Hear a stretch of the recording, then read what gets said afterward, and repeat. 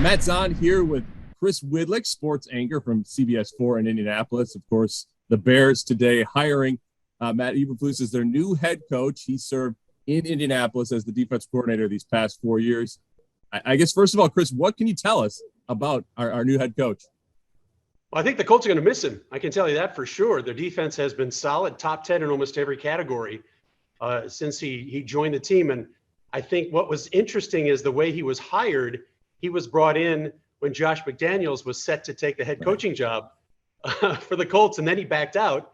And Eberflus then had to interview with the new head coach, Frank Reich, to keep his job, and he impressed him enough to hang on to it. So that should tell you a little bit about Flus, as the players like to call him. He's a motivator.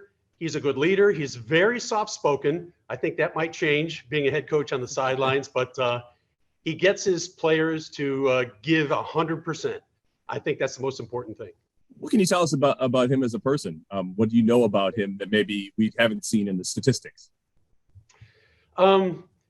He is the father of two girls, two young teenage girls, very proud a girl dad. He loves talking about his daughters and his wife, loves linebackers. He's a good developer of talent. And I think, again, the most important thing for his defense and his players is giving effort.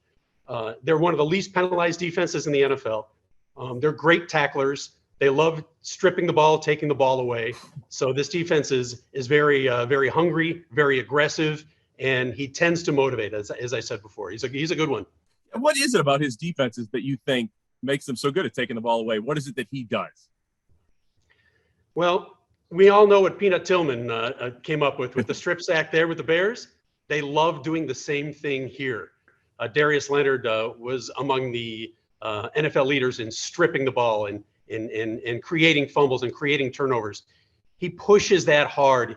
They teach that in practice day in and day out during spring training, during fall practice before games. He knows the importance of turnovers. Obviously, with Justin Fields here and hiring a defensive coach, many of us are wondering, what does this mean offensively for the Bears? Do you have any inkling as to what kind of coach who he might look for on that side? I wish I did. Yeah. Coming from a defensive mindset, it's really hard to say what his thought process might be on the offensive side of the ball. He has become very close with Frank Reich here with the Colts, and Reich was a quarterback and a keen offensive mind and a great play caller, very creative play caller. So he may try to go in that direction to find someone who's really creative and tries to make things work with a lot of different pieces. And obviously it's only one game, but the last one there was not a good one for him, for the defense, for the Colts. What did he say about that? Did he talk about how that, what maybe went wrong and it's something that's a learning experience going forward? It certainly was. They came out flat in Jacksonville. The offense didn't play well. The defense didn't play well. They both took I guess they both took the blame, both the head coach and the defensive coordinator. If there's one potential knock maybe on Eberflus and his defense is they struggled a bit with the pass rush. They have not had an elite pass rusher in the last in Eberflus's regime here. That's been a struggle for them. They've had good defensive tackles, but the ends, they had some issues with pass rushing. And fourth quarter defense has been a problem too. They've given up some big leads, especially this year when games that they had to have in hand against Tennessee, against Baltimore, games they easily could have won and probably should have won. The defensive got less aggressive in the end in the fourth quarter, and maybe he's learned from that. So do you think this is going to work out?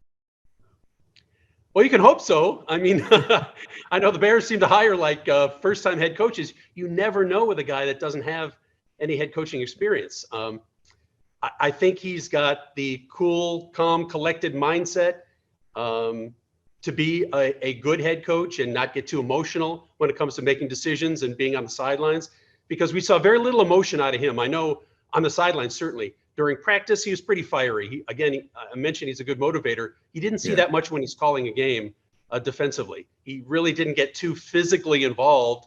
Quite often we looked at him when there were some bad plays, something rough was happening, and you didn't see him chewing anybody out. You didn't see him throwing his headset down. Very cool, calm, and collected. I think that can carry over. And I think the track record is there as well. He's been in the NFL for a good 12 years. Loves Lovie Smith. I know he's taken some of Lovie Smith's defense into his own philosophy. He's got some ties, so I think he's got everything there to be successful. Whether he can do it or not just remains to be seen. All right. I appreciate your time, Chris. Thanks for the insight on the new Bears head coach. All right. Sounds good. Thank you.